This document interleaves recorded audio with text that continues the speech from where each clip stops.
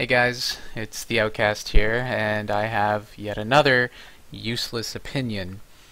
Um, I wanted to talk about DaZed's video that he just released about Shazam's performance at ESL 1 Katowice, or lack thereof. And I just have to say, I agree 99.99% with everything he said, but there is one thing that I did not agree with. And so, DaZeD, what I disagree with is the fact that when you made the video, you made it with the assumption that Cloud9 wants to or has to win. Um, it is my opinion, my strong opinion, that Cloud9 really does not have to or want to win all that much. I'm sure it would be nice if they did win, but I don't think that they really actually need to. And there's this theory that has been marinating for a while now, that I've noticed, that stems from the recent interviews. I don't know if anybody's been watching a lot of the interviews with the players over the last 2 or 3 weeks, but they're very telling about the whole Cloud9 life, I guess. And basically it started with a Richard Lewis interview. I think he was talking to one of the players, I'm not too sure, but he was kind of egging them on, saying, you know, you guys haven't won anything in a long time, aren't you worried about, you know, having to get replaced or changes being made? And that's when it kind of came out that, you know, Cloud9 as an organization isn't concerned with winning. They're concerned more with this, as he put it in quotes, team effort and marketing. So that is pretty telling. When an organization does not care if you win or lose, they just care that you are good at marketing, you're good at bringing in the numbers for them. And so in that respect, it just started to like dawn on me that it's almost like the Toronto Maple Leaf complex. And I don't know if you guys are familiar with the NHL, but the Toronto Maple Leafs are one of the most popular, biggest teams in the NHL. They usually have really good players on their team. They've been the best paid team for a long time. They have excellent marketing. They get crazy sponsorships, and yet they haven't won the Stanley Cup in decades. And I just kept thinking, this is so much like Cloud9's situation. You've got 5 really good players who have everything they could want in this game, and they just can't make it happen. Like, they literally get everything they want. We don't have enough time to like boot camp for this tournament coming up, so the organization slaps them with a month-long boot camp, and then they come to the tournament and they literally looked like they had not played in months. They looked like a complete pug, had no idea what they were doing. It just furthers the idea that there's just no need for them to win. You've got 5 players that have the biggest following, arguably the 5 most popular North American players. They have the biggest following from an organization that is mostly concerned with marketing. You've already won the cup by having those players. You don't have to, you know, winning anything is just kind of the icing on the cake. And so they don't worry about getting replaced. They don't worry about changes or losing money. They're going to be all right. So now the only argument against that is basically, well, how come Hiko left then? And to me, that just speaks volumes on Hiko's character and Cloud9's character, and it even speaks more volume on the situation surrounding Cloud9, where Hiko, what I'm gathering from what he's said on his streams and in interviews, is he really actually is concerned with winning and wanting to be the best.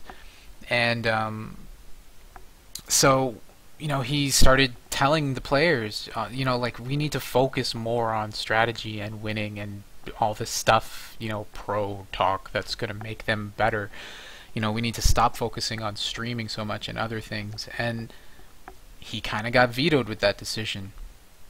And so he left the team, which That to me speaks volumes on what's going on with Hiko and what's going on with C9, and that they really aren't concerned that much with winning when you have one of their best players saying to them, what we're doing is not working, we need to try something different, and they all kind of unanimously say, no, we're not doing that.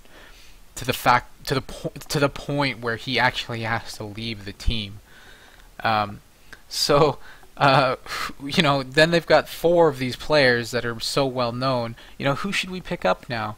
Should we take our time and make a calculated decision on, you know, who's really good, who would be good for the team, etc., etc.? You know what? It was a calculated decision. Let's pick up Shazam. He's got this monstrous following. Controversial or not, he's got this amazing following, which, I mean, with what's going on, it makes you wonder why he really was picked up, right? Because it was controversial with what was going on. But the organization is focused on marketing, so when they see this opportunity of all these people are going to look into this, let's pick him up. Of course, it's a win-win. Our name's going to go even further now. So they pick up Shazam. So now they've started losing like every single thing that they've touched. So what's the next step? Well, let's move to Europe. So throughout these interviews, everything's come out that, you know, there's this talk about moving to Europe. And in the interviews, actually, it's been let out that it was actually the C9 organization that was pushing them to move to Europe. And it was actually the C9 players that are reluctant to make the move. Now, if you're a Counter-Strike player that is driven to be the best and driven to win and be #1, who even thinks about that decision? That is an already made decision. One of the best, most lucrative organizations on the planet wants to send me to Europe to get to be the best player in the world? Who even thinks about that? That's a yes as soon as the sentence is said, and yet these players are all reluctant. Now, they were saying that there was some reasons, like some of them had girlfriends and stuff, so that I can understand that, but apparently that situation's gone away now, and so why isn't it like happening as we speak? Again, it's my theory, my opinion, that even if this does happen, we're not going to see a change in their play, because it's just another way to get their name out there and bring in more people to their label and to buy their things. And man, so many things are coming to mind now. Even when they did that month-long boot camp, what did they do during the boot camp? They streamed it. What did they do when they were streaming it? They showed off products. They were trying out new products. It's all marketing. There is no drive for them to win. They're not worried about being kicked. I guarantee you, if the organization came to all 5 of them and said, you better win the next tournament or we're kicking you and like scrapping all your contracts, I guarantee you'd see a totally different team. But when you take a team, you know, you give them everything they need and you see no evolution, it's very telling. It's crazy how long they've been together and they still play the exact same way. Like they've never, like, take Envious here, who are LDLC. Massive improvements. Like, huge. They came out of nowhere. Like, if you go back and watch how they played there, you can clearly see a process and an evolution up to where they are now, one of the best teams in the world.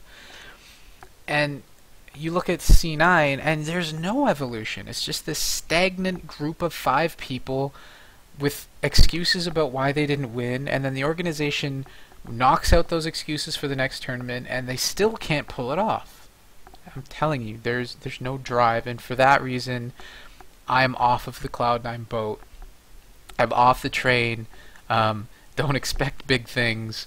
If Hiko, I'm really wondering if this whole Shazam thing will change. I'm guaranteeing you it probably won't, but I wouldn't even be surprised to see Hiko come back into the lineup if there was a change, just because of the whole marketing idea.